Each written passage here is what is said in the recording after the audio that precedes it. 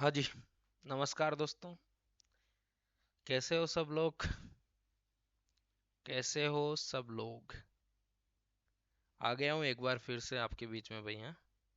तो लाइक वाइक कर दो वीडियो को और शेयर कर दो अपने दोस्तों के साथ।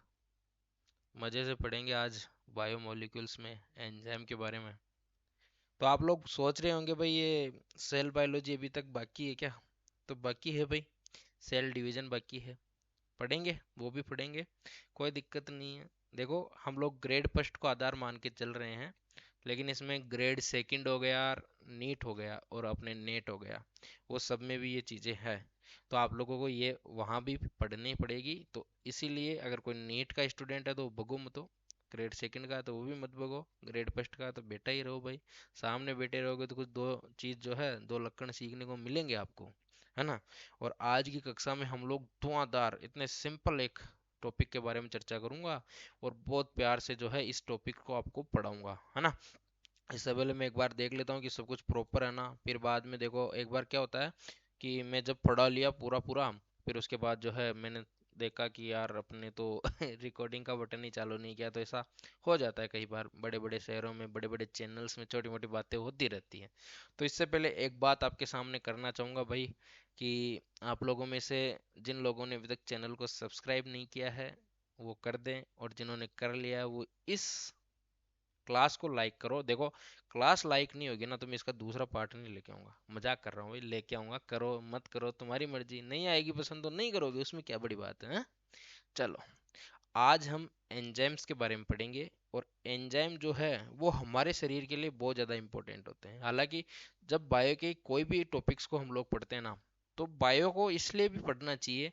मुझे लगता है कि बायो इसलिए भी हम लोगों को पढ़नी चाहिए कि बायो में एक चीज़ तो हमको सीखने को मिलती है। क्या सीखने को मिलती है बताओ?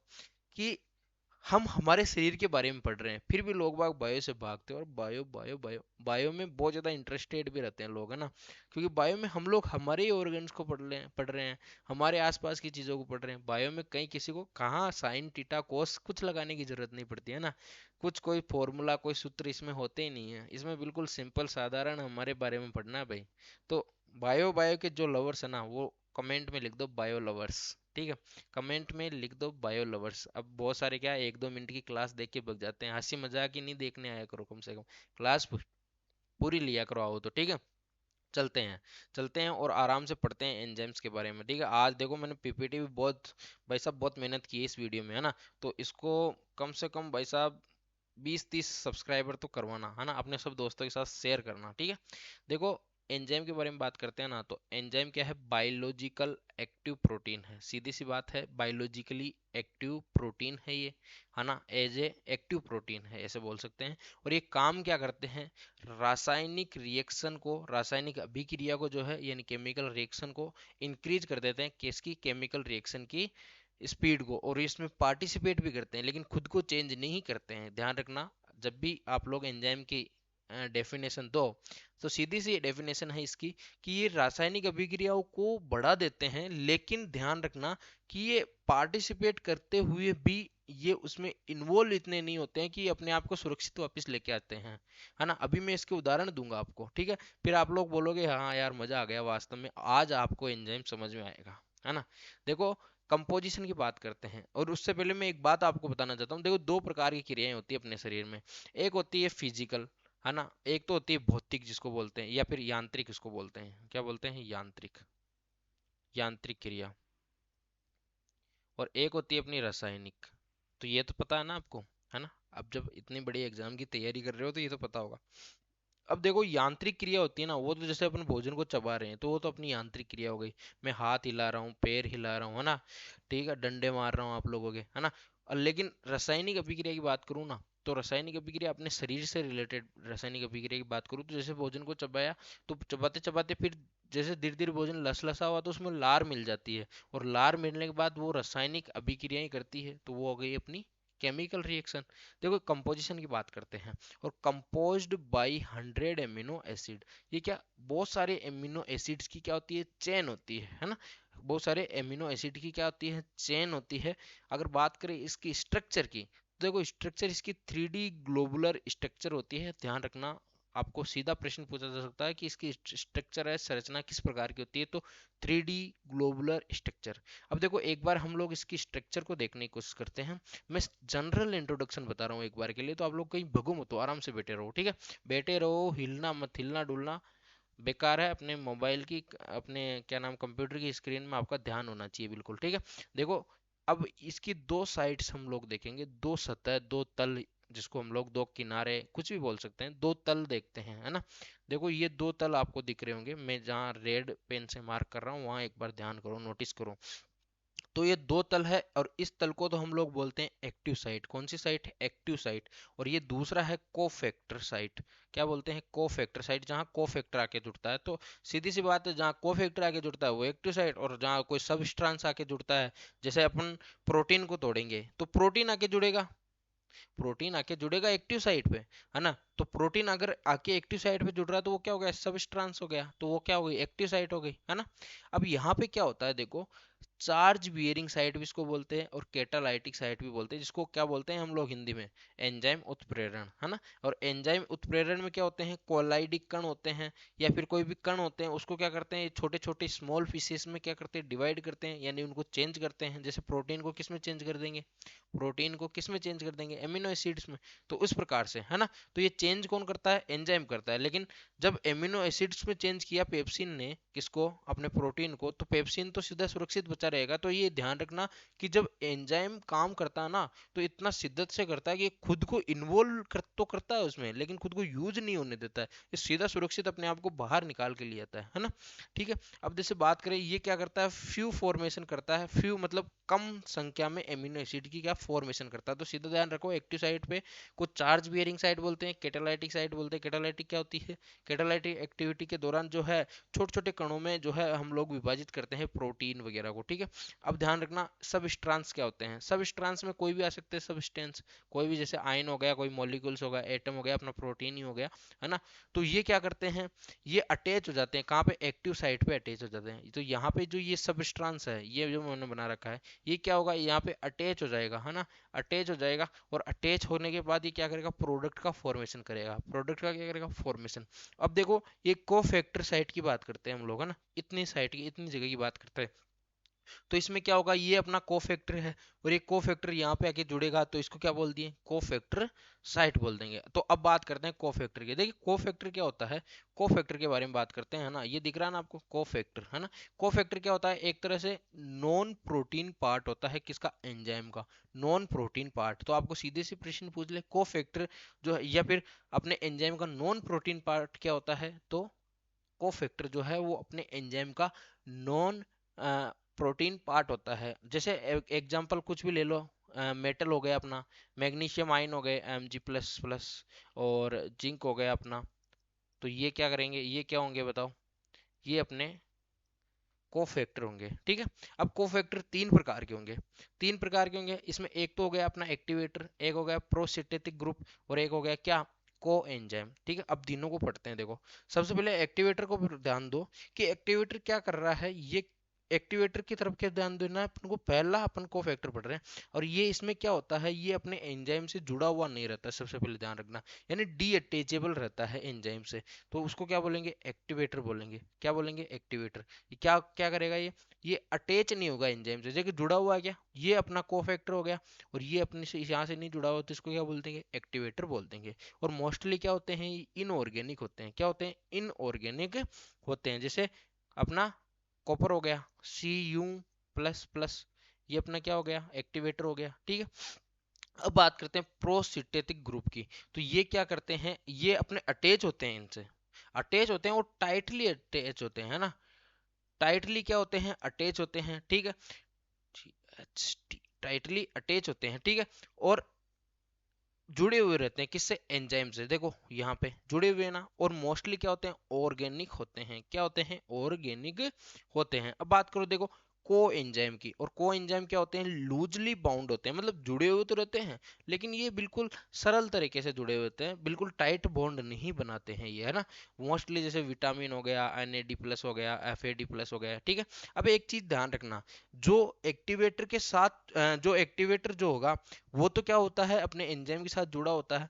जो एंजाइम के साथ कोफैक्टर जुड़े होते हैं उनको बोलते हैं एपो एंजाइम, जुड़े हुए नहीं होते हैं उनको बोलते हैं एपो एंजाइम। क्या बोलते हैं, एपो एंजाइम, यानी कि ये जुड़े हुए नहीं रहते हैं, ठीक है।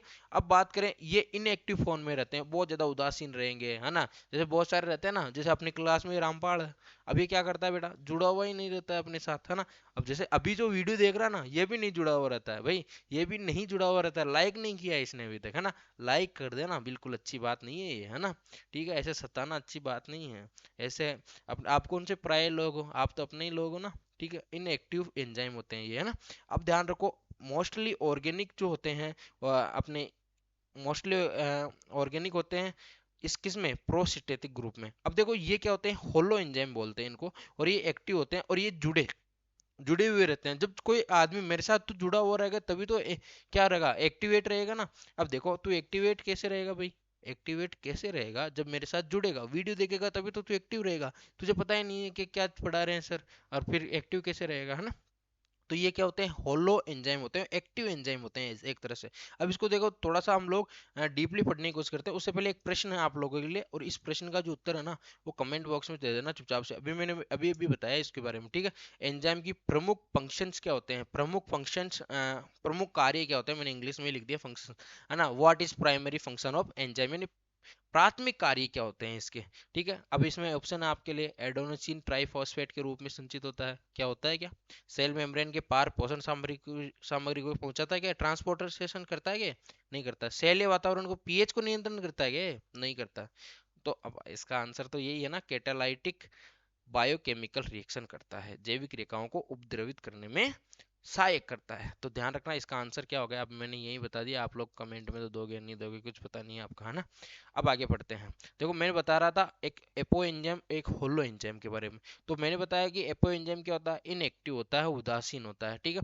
It is considered by only polypeptide chain. इसमें क्या है, ओनली पॉलीपेप्टाइड चेन पाई जाती है, जिसे अपना पेप्सिनोजन हो गया एग्जांपल के तौर पे ले लो।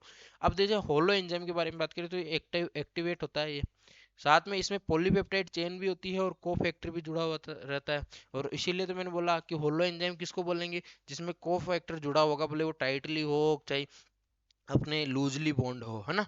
अब देखिए पेप्सिन इसका क्या हो गया, एग्जाम्पल हो गया, ठीक है। पेप्सिन क्या हो गया, एग्जाम्पल हो गया। तो एपो एंजाइम और होलो एंजाइम के बारे में डायरेक्ट प्रश्न पूछ सकते हैं, या फिर इनएक्टिव फॉर्म और एक्टिव फॉर्म के बारे में पूछ सकते हैं। तो ध्यान रखना, इसके उदाहरण याद रखने हैं, पेप्सिन, पेप्सिनोजन, और इसका देश जैसे उदाहरण हो गया पेप्सिन, ठीक है। अब ध्यान रखो, आगे हम लोग कुछ बातें करते हैं और करेक्टरिस्टिक पढ़ते हैं किसकी, एंजाइम की, है ना। करेक्टरिस्टिक पढ़ते हैं किसकी, एंजाइम की। देखो सबसे पहले मैंने बताया कि ये ग्लोबुलर प्रोटीन होता है, all enzyme are globular protein. साथ में ये क्या करता है, इंक्रीज करता है किसको, rate of chemical reaction without being use. अब और ये मैंने बता दिया आपको कि पेप्सिन अगर प्रोटीन से जुड़ेगा, देखो पेप्सिन यहाँ प्रोटीन से जुड़ रहा है और क्या बना रहा है, एमिनो एसिड बना रहा है, और पेप्सिन तो अपने आप सुरक्षित है। तो मैंने आपको पहले ही बताया था ये कि जब अपने कोई भी एंजाइम पार्टिसिपेट करता है प्रोटीन जैसे किसी को भी कन्वर्ट करने के लिए, तो अब जैसे प्रोटीन ने एमिनो एसिड में कन्वर्ट तो हो गया, लेकिन पेप्सिन अपना सुरक्षित ही बचा, यानी खुद को ये इन्वॉल्व करता है लेकिन खुद को यूज नहीं होने देता है, ठीक है। अब ध्यान रखो, ये इफेक्ट भी नहीं करता है किस पे, नेचर और प्रॉपर्टीज पे, किसकी प्रोडक्ट की नेचर और प्रॉपर्टी पे कोई इफेक्ट नहीं करता है। साथ में ये जो है केमिकल रिएक्शन को जोड़े रखता है। छोटे से स्मॉल अमाउंट में भी हम लोग इसको ले लेंगे ना, तो भी ये क्या करेगा, केमिकल रिएक्शन को बना देगा, है ना। बिल्कुल कम अमाउंट में भी हम लोग एंजाइम का यूज करेंगे ना, तो भी ये अपने केमिकल रिएक्शन को चलाने में मदद करेगा, ध्यान रखना। और साथ में एक और बात ध्यान रखो इसके लिए कि वेरी स्पेसिफिक होता है, यानी कि बहुत अनोखा होता है, यूनिक होता है ये, है ना। क्यों, क्योंकि जैसे एक काम के लिए एक ही एंजाइम यूज होगा, जैसे मैं एमाइलेज को स्टार्च जो है उसके साथ जोड़ू तो ग्लूकोज यहाँ बनेगा, और ग्लूकोज बन के एमाइलेज जो है वो एमाइलेज क्या करेगा, स्टार्च को ग्लूकोज में चेंज करेगा, इसके अलावा कोई काम नहीं है इसका, ध्यान रखना। पेप्सिन जो है वो प्रोटीन को एमिनो एसिड में बदल रहा है, ठीक है। अब आगे बढ़ते हैं, देखो एक एंजाइम जो होता है एक कैटालाइजिक केमिकल रिएक्शन करवाता है ना। अब ध्यान रखना, एंजाइम जो है ये वेरी सेंसिटिव होते हैं, किसके किसके लिए, देखो जब पीएच चेंज हो जाती है, जब टेम्परेचर चेंज हो जाती है, या फिर सबस्ट्रेट चेंज हो जाते हैं, है ना। जैसे प्रोटीन ले लिया मैंने सबस्ट्रेट के रूप में, है ना, तो फिर उसके बाद में मैंने जैसे कुछ कुछ ले लिया, अपने स्टार्च ले लिया, तो इस प्रकार से ध्यान रखना। साथ में जो है ये अपने कम समय में भी लोअर एनर्जी, जो कम एनर्जी से भी एक्टिवेट कर देता है, ना, कम एनर्जी का उपभोग करता है, कम एनर्जी उत्पादित करता है, ठीक है, केमिकल रिएक्शन के दौरान, या फिर खर्च करता है, ऐसे बोल सकते हैं, ठीक है। अब हम लोग डिस्ट्रीब्यूशन देखते हैं, और डिस्ट्रीब्यूशन में एक चीज आपको समझ में आनी चाहिए कि एक एंजाइम पर्टिकुलर स्थान पे ही पाया जाएगा। जैसे मैं अगर बात करूं फोटोसिंथेटिक की, तो फोटोसिंथेटिक जब होगा तो उसमें जो एंजाइम पाया जाएगा वो अपने क्लोरोप्लास्ट में उपलब्ध होगा, उसके अलावा कहीं नहीं होगा। अगर मैं बात करूं जैसे सर्कुलर रेस्पिरेशन की, तो ये सर्कुलर सेलुलर रेस्पिरेशन की मैं बात करूं, सॉरी, तो ये अपने माइटोकॉन्ड्रिया में ही पर्टिकुलर उपस्थित होगा। फिर जैसे मैं प्रोटीन सिंथेसिस की या ग्लाइकोलाइसिस की बात करूं, तो ये राइबोसोम में होगा प्रोटीन सिंथेसिस। तो आपको पता प्रोटीन निर्माण कहाँ होता है, आपने पूरी सेल बायोलॉजी पढ़ी है ना, प्रोटीन का संश्लेषण कहाँ पे होता है, अपने राइबोसोम में, तो यहीं पाया जाएगा अपना कौन सा प्रोटीन सिंथेसिक एंजाइम, है ना। फिर बात करें जब ग्लाइकोलाइसिस की, तो अपने साइटोप्लाज्म में पाया जाएगा, ठीक है। अब समझ गए बात को। अब देखो इसके आगे की जो बातें हैं ना वो अगली कक्षा में करेंगे, अब आज का तो टाइम हो गया भाई, है ना।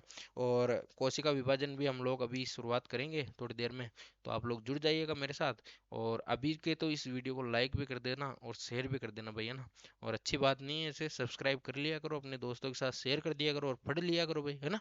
पढ़ लिया करो, आचार संहिता, ये नेतागिरी में कुछ नहीं पढ़ा है। मैं करता हूँ बहुत ज्यादा नेतागिरी ऐसे, मतलब जैसे है ना, खुद तो श्रीमान बैंगन खाए दूसरों को परहेज बताए, वो वाली कहानी है मेरे साथ, ठीक है। ठीक है, मिलते हैं अगले वीडियो में, तब तक के लिए राम राम सा।